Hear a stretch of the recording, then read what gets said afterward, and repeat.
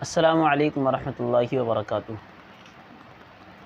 دوستو، یہ بات یقینی طور پر ہر زمانے میں مسلم رہی ہے کہ کسی عظیم شخصیت کے پیچھے، یعنی کسی شخص کو عظیم بنانے کے پیچھے ایک عورت کا ہاتھ ہوتا ہے۔ ہمیشہ ہر دور میں یہ بات مسلم رہی ہے کہ جب بھی کوئی شخصیت اس زمانے کے اندر، اس دنیا کے اندر ابھر کر آئی ہے تو اس کے پیچھے ایک عورت کی کارکردگی ہوتی ہے، اس کی قربانیاں ہوتی ہیں، جس کی وجہ سے وہ شخص عظیم بن کر اس دنیا کے اندر لوگوں کے سامنے آتا ہے۔ آپ ساری تاریخ اٹھا کر دیکھ لیجئے، دنیا کی ساری تاریخ، ساری کتابیں پڑھ کر دیکھ لیجئے کہ جب بھی کوئی شخص عظیم بنا ہے تو ایک مرد سے زیادہ، ایک باپ سے زیادہ ایک عورت کا اور ایک ماں کا ہاتھ اس شخص کے پیچھے ہوتا ہے جس سے وہ عظیم بن پاتا ہے۔ آپ کسی بھی دور میں دیکھ لیجئے، کتنا بھی بڑا مفکر ہو، ادیب ہو، محدث ہو، مفسر ہو، شیخ ہو، سارے کے سارے اگر عظیم انسان بنتے ہیں، اگر عظیم انسان بن کر اس دنیا کے اندر لوگوں کے سامنے ظاہر ہوتے ہیں تو ان کے اندر، ان کے پیچھے ایک ماں کا ہاتھ ہوتا ہے۔ آپ نے بایزید بسطامی رحمۃ اللہ علیہ کا واقعہ سنا ہوگا، اور بایزید بسطامی رحمۃ اللہ علیہ کے بارے میں آپ پہلے یہ سن لیجئے کہ فن حدیث میں اور فن تصوف میں ان کو چھوڑ کر ان سے آگے جانا بہت مشکل ہو جاتا ہے۔ خاص کر فن تصوف میں اگر ان سے سلسلہ نہیں ملتا تو اللہ کے نبی صلی اللہ علیہ وسلم تک پہنچنا بہت ہی مشکل ہے۔ تو اتنی بڑی شخصیت کس طرح وجود میں آئی جبکہ بایزید بسطامی رحمۃ اللہ علیہ بچپن سے ہی یتیم تھے؟ اللہ تبارک و تعالیٰ نے باپ کا سایہ بچپن میں ہی اٹھا لیا تھا۔ تو اس واقعے کو مد نظر رکھ کر، سن کر آپ لوگ خود تصور کیجئے کہ کس طرح عظیم مائیں عظیم اولاد کو جنم دیتی ہیں۔ چلیے اس واقعے کو مسلسل آپ لوگوں کے سامنے پیش کرتے ہیں کہ بایزید بسطامی رحمۃ اللہ علیہ چھوٹے سے بچپن میں باپ کا سایہ سر سے اٹھ گیا۔ دھیرے دھیرے وہ بڑے ہوئے تو بچوں کے ساتھ کھیلنے لگے۔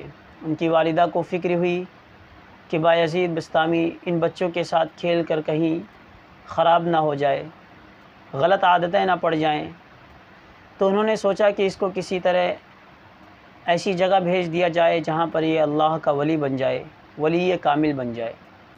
چنانچہ والدہ کو بہت زیادہ فکر تھی، اور چونکہ ان کے ذہن میں یہ بھی خیال تھا کہ بایزید بسطامی رحمۃ اللہ علیہ کے جو والد تھے وہ بھی انہیں ایک ولی کامل بنانا چاہتے تھے۔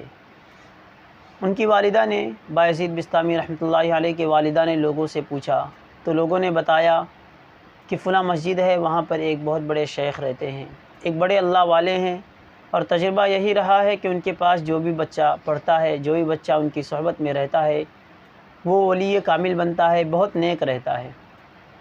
تو ان کی والدہ پوچھتی پاچھتی معلوم کرتی ہوئی اس مسجد تک پہنچی اور شیخ کے پاس لے جا کر اس بچے کو شیخ کے سپرد کر دیا، اور شیخ سے کہا کہ شیخ، میں ایک غریب بیوہ عورت ہوں، یہ ایک میرا چھوٹا سا بچہ ہے، میرے شوہر کی بھی اور میری بھی شروع سے ہی یہ تمنا رہی ہے کہ یہ بچہ ولی کامل بن جائے۔ اب میں اس کو آپ کے حوالے کرتی ہوں، آپ اس کو ایک ولی کامل بنا دیجئے۔ اور اس کے بعد شیخ نے کہا کہ بیوی، آپ بہت بڑی تمنا لے کر آئی ہیں، آپ جا کر گھر سے دعا کیجئے، میں انشاءاللہ کوشش کرتا رہوں گا، انشاءاللہ آپ کا بچہ ولی بن جائے گا۔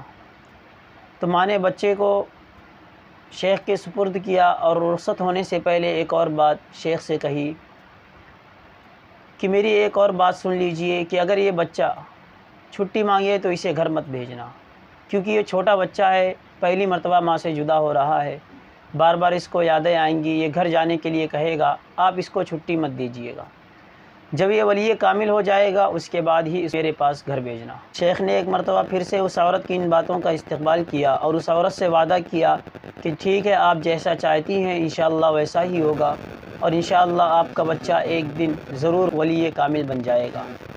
چنانچہ والدہ رخصت ہوئی، بچہ شیخ کی صحبت میں رہنے لگا۔ کچھ دن گزرے تھے، کچھ مہینے گزرے تھے کہ بچے کو گھر کی یاد ستانے لگی۔ چونکہ چھوٹا بچہ تھا اس لیے بار بار استاد سے کہنے لگا، اپنے شیخ سے کہنے لگا کہ مجھے ایک دن گھر کے جانے کے لیے چھٹی دے دی جائے، ایک دن مجھے گھر جانے کی چھٹی دے دی جائے، میں ایک دن میں واپس آ جاؤں گا۔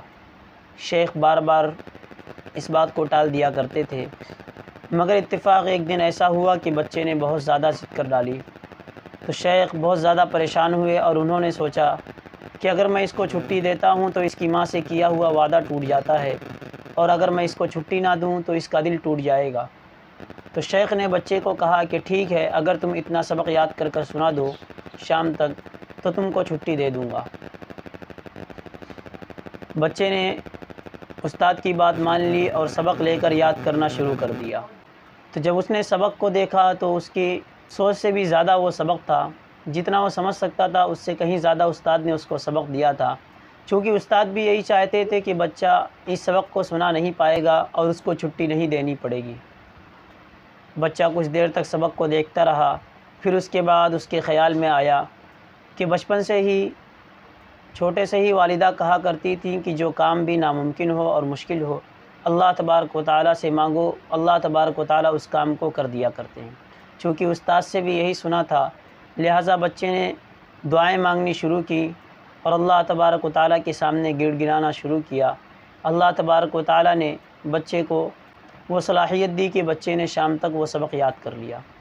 شام کو استاد کے پاس پہنچا اور استاد سے کہا کہ سبق سن لیجئے۔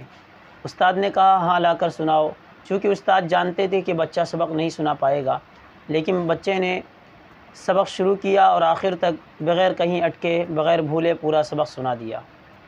استاد حیران بھی ہوا، اور چونکہ اس نے وعدہ بھی کیا تھا اس لیے اس نے بچے سے کہا کہ دیکھیے آپ نے کہا تھا کہ ایک دن کی چھٹی ہے، ٹھیک ہے آپ ایک دن کی چھٹی سے ہی واپس آ جانا، وعدے کے مطابق کل یہاں واپس آ جانا۔ اور استاد نے بچے کو چھٹی دے دی۔ بچہ کھیلتا کودتا راستے میں اٹکیلیاں بھرتا ہوا، گیت گاتا ہوا، اشعار پڑھتا ہوا گھر تک پہنچا اور دروازہ کھٹکھٹایا تو اندر سے کوئی جواب نہیں آیا۔ پھر اس نے دروازہ کھٹکھٹایا، پھر بھی کوئی جواب نہیں آیا۔ جب اس نے تیسری مرتبہ دروازہ کھٹکھٹایا تو اندر سے آواز آئی کون؟ تو انہوں نے کہا کہ ماں میں تمہارا بایزید۔ تو اندر سے آواز آئی کہ کون بایزید؟ تو میرا بایزید نہیں ہو سکتا، میرا بایزید تو فلاں شیخ کے پاس پڑھ رہا ہے اور جب وہ ولی کامل بن جائے گا تب وہ گھر کو لوٹے گا۔ ماں نے دروازہ نہیں کھولا، بایزید وہیں پر کھڑے ہو کر روتے رہے اور کچھ دیر رونے کے بعد واپس مدرسے کی طرف چل دیے۔ جب واپس پہنچے تو استاد نے پوچھا بایزید کیا بات ہے تم واپس آ گئے؟ ان کی آنکھوں کو اشک بار دیکھا تو ان سے سارا ماجرا پوچھا۔ بایزید رحمۃ اللہ علیہ نے اپنا واقعہ سنایا اور پھر کہا کہ ماں نے مجھ سے یہ کہہ کے لوٹا دیا کہ میرا بایزید فلاں شیخ کی صحبت میں تعلیم حاصل کر رہا ہے اور جب وہ ولی بنے گا تو ہی گھر لوٹے گا۔ اس کے بعد استاد نے بایزید سے کہا کہ تم اپنی ماں سے ناراض تو ہو کر نہیں آئے؟ تو بایزید نے کہا کہ میرے دل کو تکلیف تو بہت ہوئی لیکن میں اپنی والدہ سے ناراض نہیں ہوں، کیونکہ انہوں نے میری بھلائی ہی کے لیے ایسا کام کیا ہے، یہ بات میری سمجھ میں آ گئی ہے۔ اس کے بعد استاد کی صحبت میں مسلسل 16 سال رہے اور اللہ تبارک و تعالیٰ نے انہیں بڑا مقام اور بڑا درجہ عطا کر دیا۔ پھر ایک دن یوں بھی ہوا کہ استاد سو رہے تھے، حضور اکرم صلی اللہ علیہ وسلم استاد کے خواب میں آئے اور خواب میں حضور صلی اللہ علیہ وسلم نے ان سے کہا کہ جاؤ بایزید کے سر پر دستار رکھو اور ان سے کہو کہ وہ ولی کامل بن گئے ہیں، اب وہ اپنے گھر کو لوٹ جائیں۔ چنانچہ استاد ہڑبڑا کر بستر سے اٹھے اور بایزید کے پاس پہنچے تو دیکھا کہ وہ تہجد پڑھ رہے تھے۔ تھوڑی دیر انتظار کیا اور ان کے تہجد پڑھنے کے بعد ان کے سر پر دستار رکھی، ان کے ماتھے کو چوما اور کہا کہ بایزید اب تمہاری یہاں ضرورت نہیں، اب تم ولی کامل بن چکے ہو، اب تم گھر جا سکتے ہو۔ تو بایزید رحمۃ اللہ علیہ نے ایک مرتبہ پھر استاد کی قدم بوسی کی اور استاد کی دعائیں لے کر گھر کو رخصت ہوئے۔